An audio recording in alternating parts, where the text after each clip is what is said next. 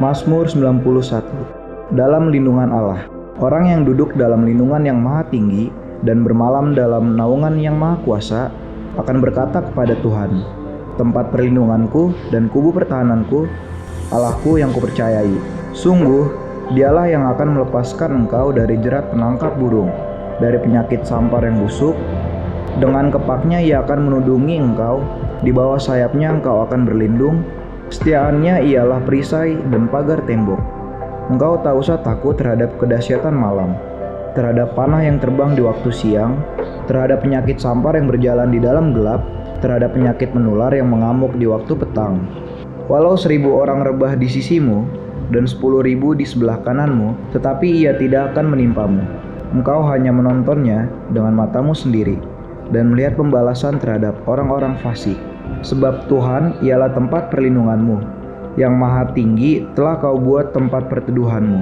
Malapetaka tidak akan menimpa kamu, dan tulah tidak akan mendekat kepada kemahmu. Sebab malaikat-malaikatnya akan diperintahkannya kepadamu untuk menjaga engkau di segala jalanmu. Mereka akan menatang engkau di atas tangannya, supaya kakimu jangan terantuk kepada batu. Singa dan ular tedung akan kau langkahi, engkau akan menginjak anak singa dan ular naga. Sungguh, hatinya melekat kepadaku, maka aku akan meluputkannya.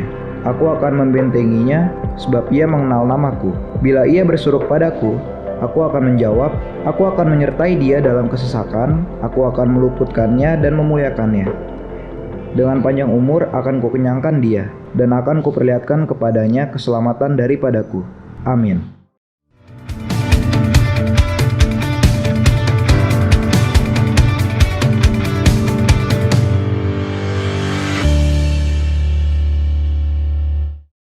Shalom bagi Bapak, Ibu, dan Saudara yang ingin memberikan persembahan, baik persembahan umum, persembahan perpuluhan, maupun janji iman untuk pembangunan gereja, dapat mengirimkan persembahan melalui mobile banking. Harap mengisi keterangan pada kolom keterangan. Tetap terhubung bersama kami di media sosial gereja kita, agar Bapak, Ibu, dan Saudara dapat melihat jadwal ibadah online GBI Cililitan di Instagram @GBI Cililitan dan channel YouTube GBI Cililitan. Pentakosta ketiga adalah pencurahan Roh Kudus yang dahsyat di zaman now melebihi yang terjadi di Asus Astrid. Pentakosta ketiga akan mengakibatkan penuaian jiwa yang terbesar dan yang terakhir sebelum Tuhan Yesus datang kembali. Pentakosta ketiga akan membangkitkan generasi Yeremia, yaitu anak-anak muda yang dipenuhi Roh Kudus, cinta mati-matian kepada Tuhan Yesus, tidak kompromi terhadap dosa, dan akan bergerak untuk memenangkan jiwa. Pentakosta ketiga lahir di Indonesia dan bergerak ke bangsa-bangsa. Gerakan ini dari timur ke barat dan akan kembali ke Yerusalem. Pentakosta ketiga akan memberikan kuasa untuk menyelesaikan amanat agung, dan setelah itu Tuhan Yesus datang kembali. Shalom Bapak Ibu Saudara, hari ini kita akan ibadah kembali dalam ibadah online. Hari ini juga sekali lagi kita akan menyambut tubuh dan darah Tuhan kita Yesus dalam perjamuan kudus.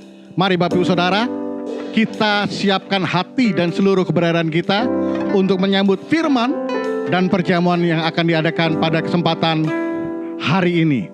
Mari kita berdoa terlebih dahulu.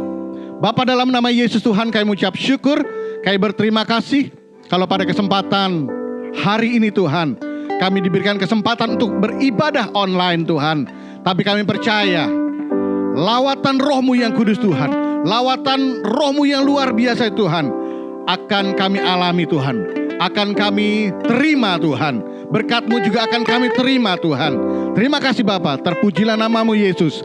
Di dalam nama Yesus Tuhan, kami mengucap syukur dan berdoa. Haleluya. Amin. Berikan tepuk tangan bagi Allah kita.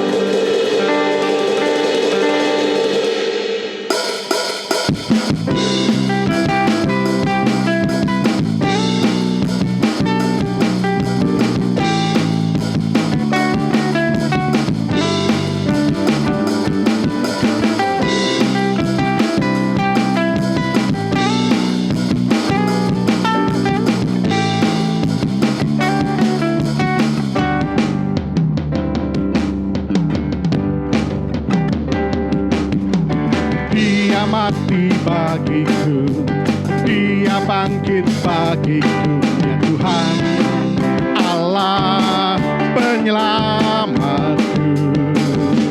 Kuasa maut dipatahkan, hidupku dipulihkan. Ya Tuhan Allah kemenanganku. Dia sungguh baik, Dia sangat baik. Yesus, Dia baik bagiku. Dia sungguh baik, Dia sangat baik. Yesus, Dia baik bagiku. Dia mati bagiku, Dia bangkit bagiku. Ya Tuhan Allah penyelamatku. Kuasa maut dipatahkan, hidupku dipulihkan. Ya Tuhan Allah kemenanganku. Dia sungguh baik, Dia sangat baik. Yesus, Dia baik bagiku. Dia sungguh baik, Dia sangat baik. Yesus, Dia baik bagiku. Dia ada di dalamku, bergerak di hidupku. Ya Tuhan Allah kekuatanku. Dia penuhi hatiku dengan kuasa kasih-Nya. Ya Tuhan Allah penyelamatku. Dia sungguh baik, Dia sangat baik. Yesus, Dia baik bagiku. Dia sungguh baik, Dia sangat baik. Yesus, Dia baik bagi. Dia sungguh baik, Dia sangat baik. Yesus, Dia baik bagiku. Dia sungguh baik, Dia sangat baik. Yesus, Dia baik bagi. He is so good to you, He is so good to me. Jesus, He is so good to you and me. He is so good to you, He is so good to me. Jesus, He is so good to you and He is so good to you. He is so good to me. Jesus, He is so good to you and me. He is so good to you. He is so good to me. Jesus, He is so good to you and me. Jesus, He is so good to you. He is so good to me. He is so good to you and me. Haleluya! Berikan tepuk tangan sorak-sorai bagi Allah kita. Haleluya! Happy Sunday semua. Dalam edisi Voice of Pentecost kali ini kita akan membahas mengenai paradigma kekudusan bagi generasi yang menyelesaikan amanat agung. Menjaga kekudusan kadang-kadang dianggap sebagai hal yang kuno, bahkan membebani. Benarkah demikian? Apa arti kekudusan yang sesungguhnya? Kekudusan adalah karakter dari Allah yang paling menonjol yang memiliki makna keterpisahan. Salah satu contoh ketika Adam dan Hawa sebagai manusia pertama jatuh di dalam dosa. Mereka harus keluar dari Taman Eden. Hal ini menunjukkan bahwa Allah yang kudus harus terpisah dari manusia yang tidak kudus dan juga terpisah dari segala sesuatu yang bertentangan dengan keseluruhan karakter Allah itu sendiri. Akan tetapi kekudusan Tuhan bukanlah hanya kekudusan yang memisahkan dan menghakimi segala yang tidak kudus, melainkan juga menjangkau manusia yang berdosa dan memberikan pengudusan bagi mereka. Maka dengan itu ada 3 paradigma kekudusan. Yang pertama, kekudusan itu indah dan didambakan. Kita dapat melihat bahwa seluruh ciptaannya sungguh sangat baik, dan kata baik juga mencangkup segala pengertian seperti keindahan dan kedambaan. Dalam Mazmur 96 ayat 9 dikatakan, sujudlah menyembah kepada Tuhan dengan berhiaskan kekudusan. Kata berhiaskan kekudusan menunjukkan bahwa kekudusan adalah hal yang mulia dan indah di hadapan Allah. Kita sebagai manusia baru di dalam Kristus sudah seharusnya memandang semua hal yang berasal dari Tuhan adalah hal-hal yang kudus, hal yang baik, indah, menyenangkan, dan didambakan. Pola pikir bahwa hal-hal yang tidak kudus membawa kenikmatan seharusnya kita tanggalkan. Sebagai insan Pentakosta yang hidup bergantung kepada Roh Kudus setiap saat, sudah selayaknya kita mengalami kemenangan dari kedagingan. Yang kedua, kekudusan itu menular dan menyebar. Paradigma yang baru tentang kekudusan juga dinyatakan dalam kehidupan dan pelayanan Yesus. Dalam pelayanannya, Yesus sering digambarkan berada bersama dengan orang-orang yang najis menurut Taurat. Dalam Lukas 5 ayat 12-14 dikisahkan bagaimana Yesus berjumpa dengan seorang yang penuh kusta. Orang tersebut meminta kepada Yesus untuk menahirkannya, yang kemudian diresponi oleh Yesus dengan menjamahnya dan berkata, "Jadilah engkau tahir." Dan Alkitab mencatat bahwa orang tersebut menjadi tahir. Ketika Yesus menjamah orang yang sakit kusta yang najis menurut Taurat, Yesus tidaklah menjadi najis. Namun sebaliknya, kekudusan Yesus terimpartasi kepada orang yang sakit kusta itu dan mentahirkannya. Hal ini selayaknya memberikan paradigma baru dalam kita memandang kekudusan, yaitu kekudusan itu menular dan menyebar. Yang ketiga, kekudusan menjangkau banyak orang. Dengan pengurapan Roh Kudus, maka sudah seharusnya kita menjangkau orang lain dan menularkan kekudusan tersebut. Kekudusan bukan lagi hanya sekedar yang penting saya sendiri yang kudus. Dalam Imamat 19 ayat 2, pertama-tama Tuhan berkata, "Kuduslah kamu sebab aku Tuhan Allahmu kudus." Setelah itu mulai dari ayat 3 dan seterusnya, Tuhan memberikan serangkaian perintah kepada umat Israel untuk melakukan perintah seperti menghormati ayah dan ibu ataupun bertindak jujur. Hal-hal yang diminta Tuhan ini menunjukkan bahwa kekudusan bukan berdampak hanya untuk diri sendiri, tetapi juga berdampak secara horizontal, yaitu kekudusan menjangkau banyak orang. Terkait hal ini, gereja kita yang ada di Bandung memiliki kisah yang unik dalam perjalanan sejarahnya. Pada waktu itu tahun 1992, tidak ada lagi gedung pertemuan umum yang bersedia untuk menyewakan tempatnya secara permanen. Namun tiba-tiba ada satu tempat yang bersedia menyewakan tempatnya untuk ibadah dan dikontrak untuk waktu yang cukup lama. Tempat tersebut adalah Gedung Paramount yang adalah sebuah nightclub. Pada saat itu gembala sidang kita dihadapkan dengan keputusan yang sulit. Beliau pun teringat bahwa pada waktu sebelumnya dalam KKR di Batam, hal serupa juga terjadi. Pada waktu itu tidak ada tempat untuk melaksanakan KKR kecuali sebuah tempat karaoke. Akhirnya KKR tetap dilaksanakan di tempat karaoke tersebut disertai lawatan Tuhan yang luar biasa. Karena hadirat Tuhan tidak dibatasi oleh tempat atau apapun juga. Pada akhirnya gembala sidang kita menyetujui penggunaan Gedung Paramount untuk menjadi tempat ibadah minggu. Meskipun tempatnya aneh menurut manusia, tetapi hadirat Tuhan memenuhi tiap ruangan ibadah dan lawatannya pun terjadi setiap minggu. Banyak orang bertobat dan jiwa-jiwa bertambah hari demi hari. Wow! Kesimpulannya, Tuhan sedang memanggil kita untuk hidup dalam kekudusan guna menyelesaikan amanat agung. Dalam Wahyu 22 ayat 11 dikatakan, "Barang siapa yang berbuat jahat, biarlah ia terus berbuat jahat. Barang siapa yang kudus, biarlah ia terus menguduskan dirinya." Mari kita terus mengerjakan dan menjalani kehidupan kita, bergerak dan menularkan kekudusan kemanapun kita pergi untuk menuai banyak jiwa. Tuhan Yesus memberkati.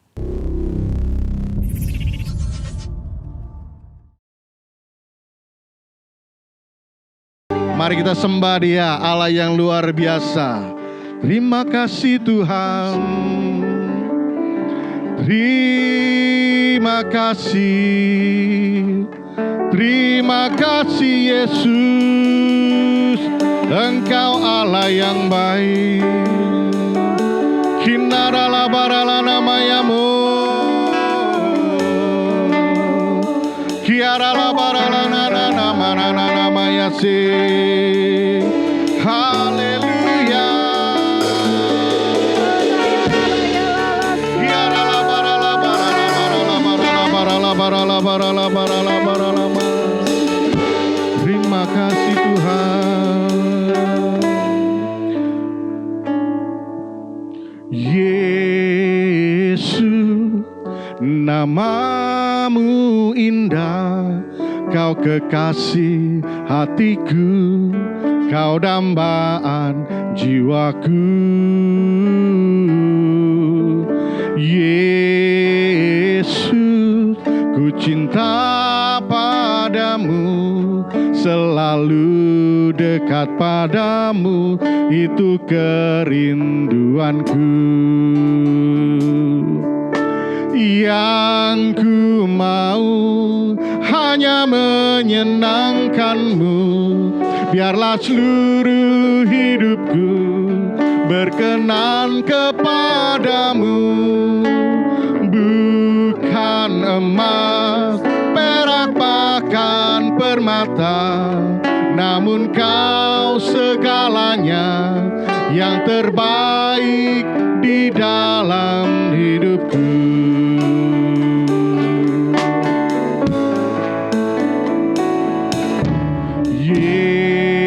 Yesus, namamu indah, Kau kekasih hatiku, Kau dambaan jiwaku.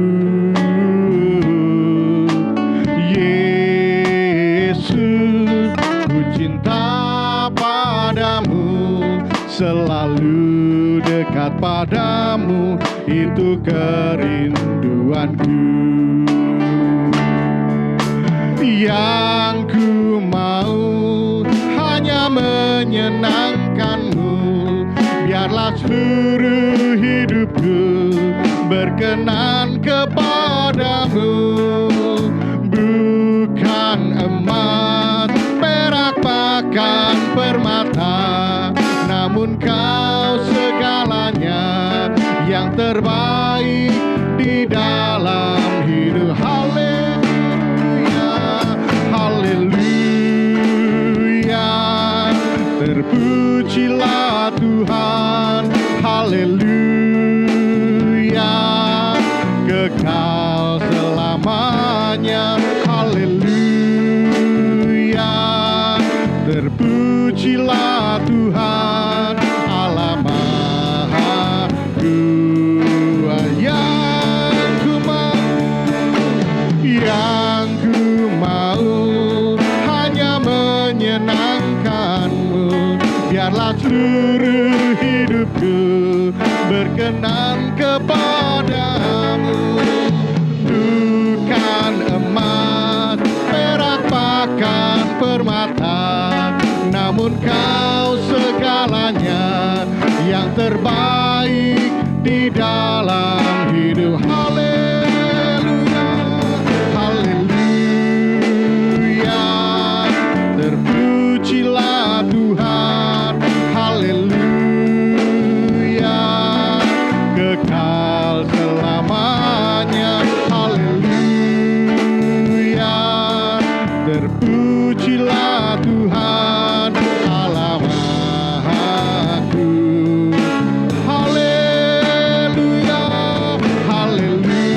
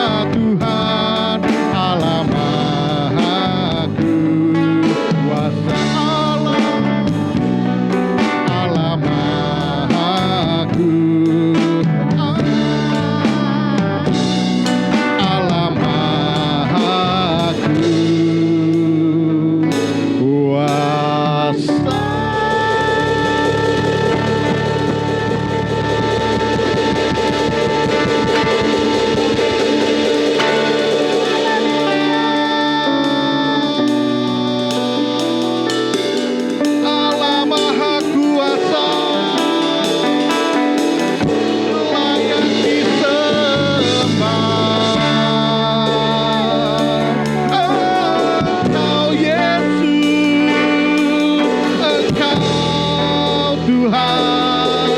Kinara-la-ma-na-na-na-mu. Syara-la-ba-ra-la-ba-ra-la-na-ma-na-na-na-ma. Syere-re-re-re-re-re. Yara-la-ba-ra-la-na-ma-na-na-mu.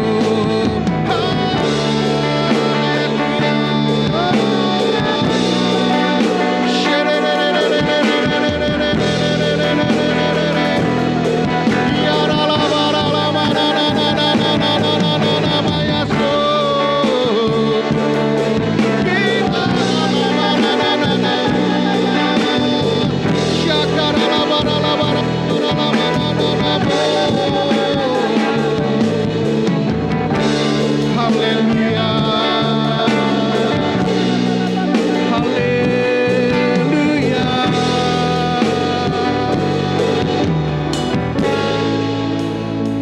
Urapi setiap kami Tuhan yang mendengarkan firman-Mu. Jamah setiap kami melalui Roh-Mu yang kudus Tuhan. Biar setiap firman-Mu yang akan disampaikan oleh hamba-Mu boleh menguatkan, meneguhkan, bahkan membangun iman kami Tuhan. Terima kasih Bapa, terima kasih Tuhan. Terpujilah nama-Mu. Di dalam nama Yesus Tuhan, kami mengucap syukur dan berdoa. Mari sama-sama kita katakan, amin. Ya, mari tundukkan kepala, kita berdoa. Kami mengucap syukur untuk pagi yang indah ini. Kau masih percayakan kami masuk di bulan Oktober ini Tuhan. Terima kasih atas kesehatan keluarga kami yang Kau percayakan. Nafas kami, buat segala apa yang kami bisa nikmati, apa yang kami bisa melihat, bisa merasakan semua karena kasih karunia-Mu Tuhan. Tuhan, persiapkan kami semua menjadi umat yang layak bagi-Mu. Terus bawa kami masuk dalam rencana-Mu, ada di hati-Mu, ada di pikiran-Mu, agar semua kami dapat menikmati janji-janji-Mu Tuhan. Terima kasih dalam Pentakosta ketiga ini, agar kami menjadi penuai jiwa untuk menyelesaikan amanat agung ini Tuhan. Urapi hamba-Mu, urapi kami semua. Kami alaskan doa ini hanya dalam nama-Mu Yesus Kristus. Amin. Salam yang dikasihi Tuhan. Kita hidup dalam kekristenan tidak pernah berhenti. Kita akan terus bertumbuh. Itu ada suatu perjuangan. Saudara yang dikasihi Tuhan, kalau kita tinggal di tempat yang cetek, yang dangkal, tidak pernah ada ikan yang besar. Kalau kita main di pantai, cuman buih-buih ikan yang kecil-kecil Tuhan. Tapi saat kita masuk ke tempat yang lebih dalam lagi, saudara yang dikasihi Tuhan, di situ saudara akan melihat banyak ikan yang besar-besar, warna-warni Tuhan. Dan badai ombak pun lebih besar. Saudara yang dikasihi Tuhan, kekristenan itu seperti itu. Setiap kita akan dibawa ke tempat lebih tinggi, lebih dalam, terus naik level. Saudara yang dikasihi Tuhan, kita sebagai orang Kristen harus jadi umat pemenang. Saudara yang dikasihi Tuhan, dalam hidup kekristenan kita ada satu peperangan yang suka atau tidak suka harus kita hadapi dalam kehidupan ini. Ada peperangan antara suami istri, antara teman sesama pelayanan, antar gereja, ada benci, dendam, kekerasan, sakit hati, fitnah, gosip, dan lain-lain. Itu akan saudara alami dalam kehidupan kita. Saudara yang dikasihi Tuhan, saat menghadapi goncangan, proses, tekanan, kita sebagai murid-murid Kristus harus banyak mengucap syukur.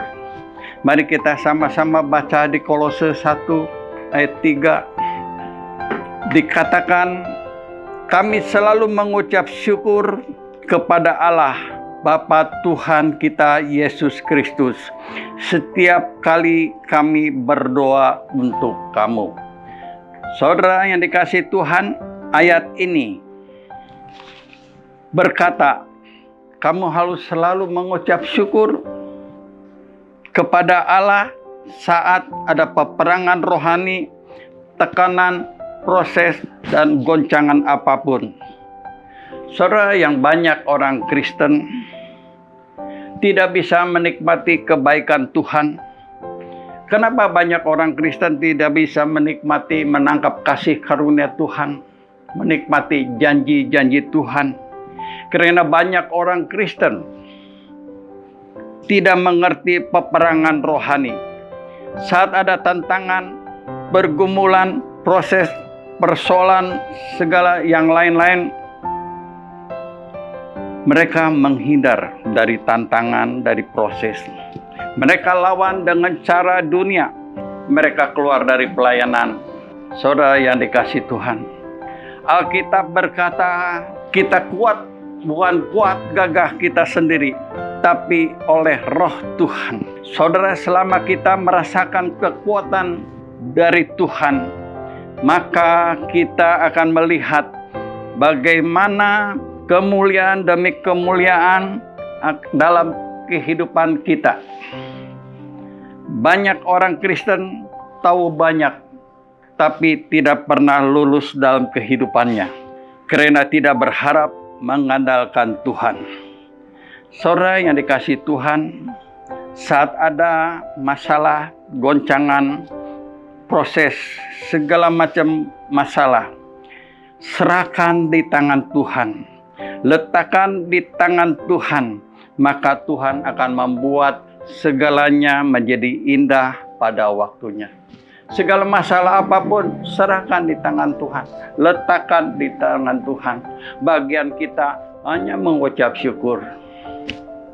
Memberkati orang yang nyakiti kita, merugikan kita, yang menghina kita. Berkati mereka. Dan yang ketiga, kita harus lebih intim dekat Tuhan. Banyak doa, puji, penyembahan, duduk di kaki Tuhan sampai hadirat Tuhan turun. Saudara yang dikasihi Tuhan, kita boleh punya cuma sedikit, mengerti cuma sedikit. Kalau saudara letakkan di tangan Tuhan, maka itu cukup untuk menolong dalam kehidupan kita. Tuhan berkata, aku tidak pernah tuntut kau lebih banyak, tapi aku tuntut engkau meletakkan semuanya di tangan aku. Segala masalah letakkan di tangan aku.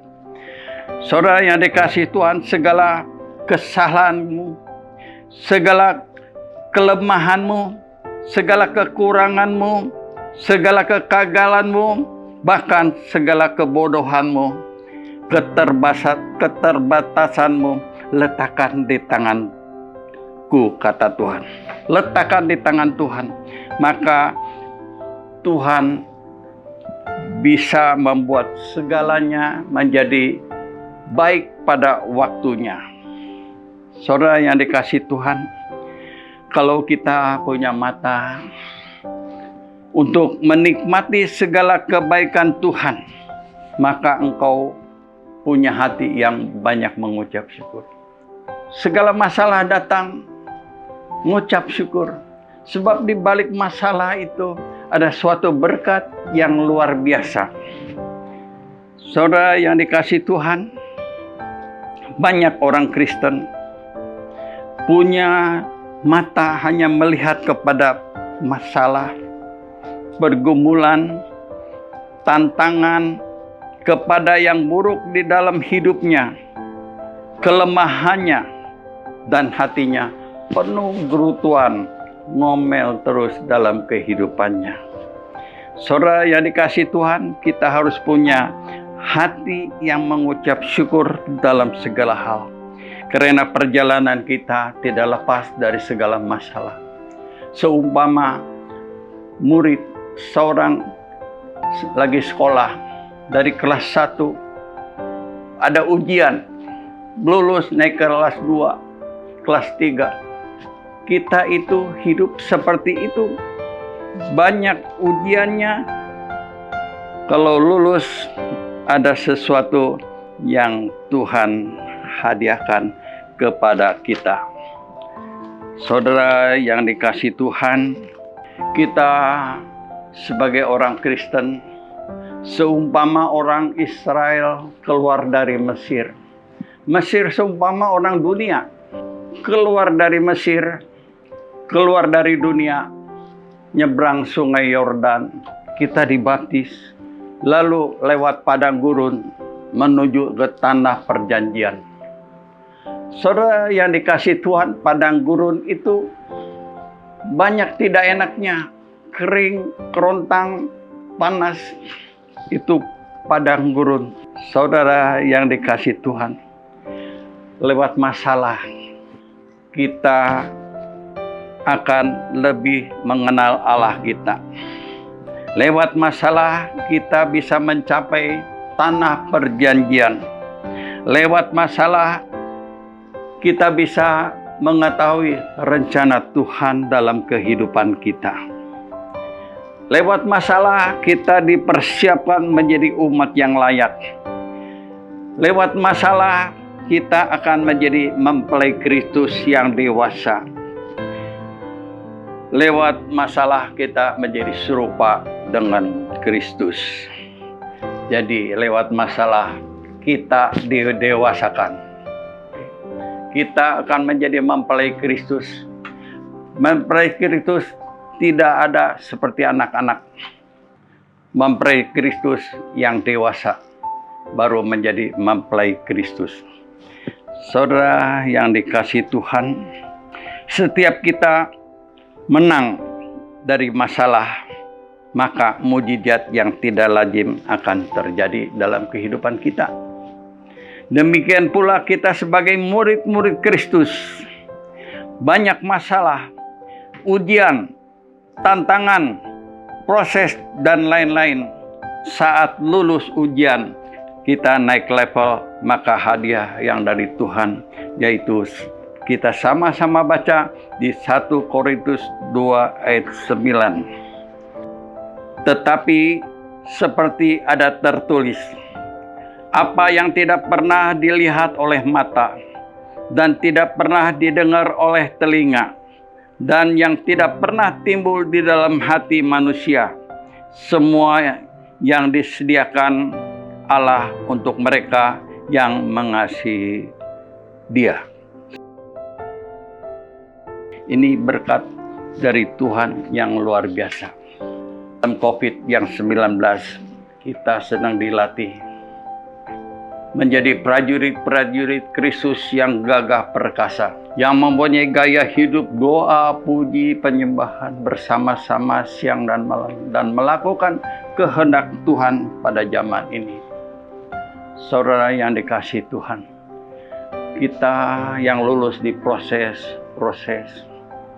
seperti Yusuf, difitnah, dijual jadi budak, di penjara, akhirnya menjadi orang kedua di Mesir.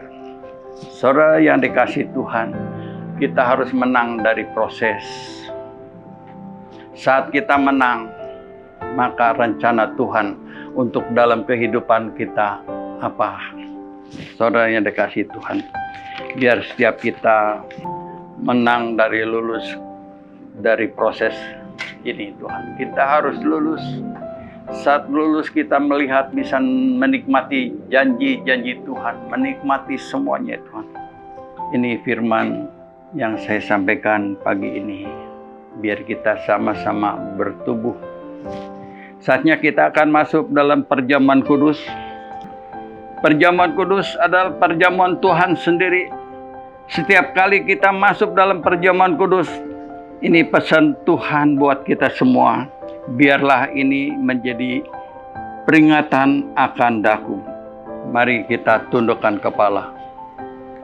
Mari mengingat siapakah kami ini sebelum mengenal Engkau. Kami adalah umat yang berdosa. Upah dosa adalah maut. Tapi Engkau yang tidak berdosa turun dari surga yang mulia menggantikan kami semua. Sungguh baik Engkau Tuhan. Bahkan Engkau menggantikan kami Tuhan dengan segala penderitaannya. Bahkan kamu mati di kayu salib Tuhan. Sungguh baik Engkau Tuhan. Bahkan Engkau mengangkat kami sebagai anak-anak-Mu. Kau memberkati dalam kehidupan kami Tuhan. Terima kasih Tuhan. Tuhan akan memberkati kita lewat perjamuan kudus ini. Tapi Tuhan mau setiap kita makan dan minum dengan cara yang benar. Jangan ada yang menyimpan dosa. Jangan ada yang menyimpan kebencian. Mari masing-masing datang di hadapan Tuhan. Berdoa, minta ampun kepada Tuhan.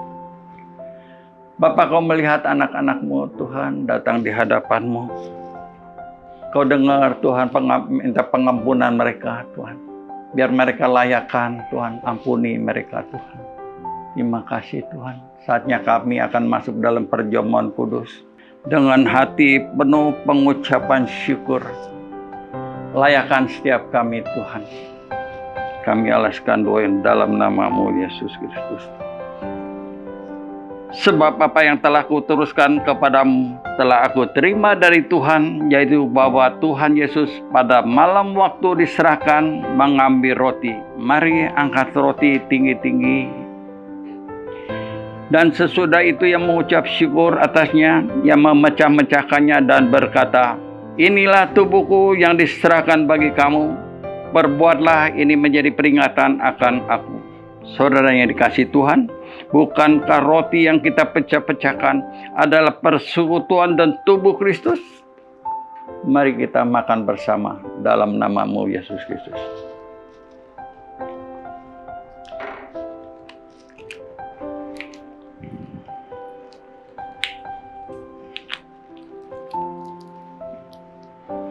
Mari angkat cawan tinggi-tinggi.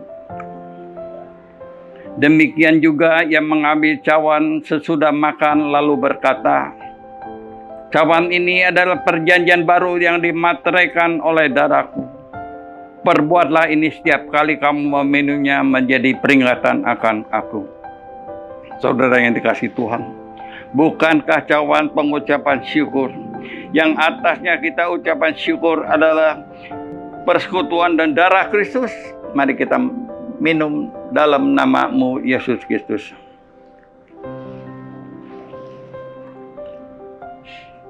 Mari sembah Dia, mengucap syukur kepada Tuhan untuk segala apa yang telah Kau perbuat dalam kehidupan kita. Mari mengucap syukur. Keluarkan suara saudara Tuhan. Bapa, Kau melihat anak-anak-Mu Tuhan. Mengucap syukur atas apa yang telah terjadi dalam kehidupannya Tuhan. Terima kasih Tuhan, terima kasih. Terima kasih Tuhan, terima kasih. Terima kasih atas lawatan-Mu Tuhan. Atas berkat-berkat-Mu. Yang sakit telah Kau sembuhkan. Yang berbeban berat menjadi kelegaan. Yang terbelenggu, tertekan telah Kau bebaskan Tuhan. Yang lemah Kau beri kekuatan. Yang dalam pergumulan Kau buka jalan Tuhan. Yang kekurangan Kau beri kecukupan Tuhan. Berkati keluarga mereka masing-masing Tuhan. Berkati dalam pekerjaan, usaha, dalam segala apapun Tuhan. Berkati berlimpah-limpah Tuhan. Terima kasih Tuhan. Terima kasih. Mari masing-masing berdoa. Mari angkat kedua tangan saudara. Apapun pergumulan saudara Tuhan, terus berdoa, berbahasa roh Tuhan. Kau turut campur Tuhan dalam pekerjaan, dalam apapun Tuhan. dalam menghadapi COVID-19 ini Tuhan. Bapak terima kasih, jauhkan dari COVID. Berkati keluarga-keluarga semua Tuhan, dalam pekerjaan usaha, dalam apapun Tuhan, dalam pergumulan apapun. Terima kasih Tuhan. Terima kasih Tuhan. Terima kasih. Terus urapi, berkati mereka Tuhan. Bapak, saat ini kami berdoa untuk bangsa negara Indonesia. Kami berdoa untuk NKRI, damailah Indonesiaku Tuhan. Berkati terus Tuhan, urapi Pak Jokowi, Presiden kami, wakilnya, para menteri-menterinya Tuhan. Pengurapan hikmat untuk Presiden kami Tuhan. Untuk mengatasi COVID ini Tuhan, COVID-19 Tuhan, biar cepat berlalu Tuhan. Bapak, untuk resesi ekonomi juga Tuhan. Kau yang akan mengatasinya semua Tuhan. Berkati terus, berkati berlimpah-limpah Tuhan. Biar keamanan Tuhan, COVID Tuhan, yang diisolasi Tuhan, OTG, PDP, apapun, dengan darah Yesus Kristus disembuhkan secara total Tuhan. Jangan ada korban lagi Tuhan. Terima kasih Tuhan. Terima kasih Tuhan. Saat ini kami berdoa juga untuk gembala sidang kami, untuk keluarga besarnya Tuhan. Kau urapi secara khusus Tuhan. Pengurapan hikmat terus untuk menuntun setiap kami untuk lebih lagi Tuhan. Terima kasih Tuhan. Kau juga berkati keempat wakilnya. Karayon-karayon yang ada. Gembala cabang ranting semua Tuhan. Gembalaku Tuhan. Para pendoa, pemusik, penyembah Tuhan. Kau urapi, kau berkati semua berlimpah-limpah Tuhan. Terima kasih Tuhan. Terima kasih. Urapi terus secara khusus. Terima kasih Tuhan. Berkati terus. Kau tuntun terus. Terima kasih Tuhan. Mari sebelum berpisah, mari angkat kedua tangan kita. Terimalah berkat yang berlimpah-limpah dari Allah Bapa di sorga dalam anaknya yang tunggal Yesus Kristus. Persekutuan manis dari Roh Kudus menyertai saudara-saudara sekalian. Mulai saat ini sampai Tuhan Yesus datang kedua kali menjemput kita di awan-awan yang permai, bahkan sampai selama-lamanya. Yang diberkati sama-sama katakan amin. Selamat hari Minggu, Tuhan berkati. Dia ada di dalamku, bergerak di hidupku. Ya Tuhan Allah kekuatanku, Dia penuhi hatiku dengan kuasa kasih-Nya. Ya Tuhan Allah penyelamatku, Dia sungguh baik, Dia sangat baik. Yesus, Dia baik bagiku. Dia sungguh baik, Dia sangat baik. Yesus, Dia baik bagi dia.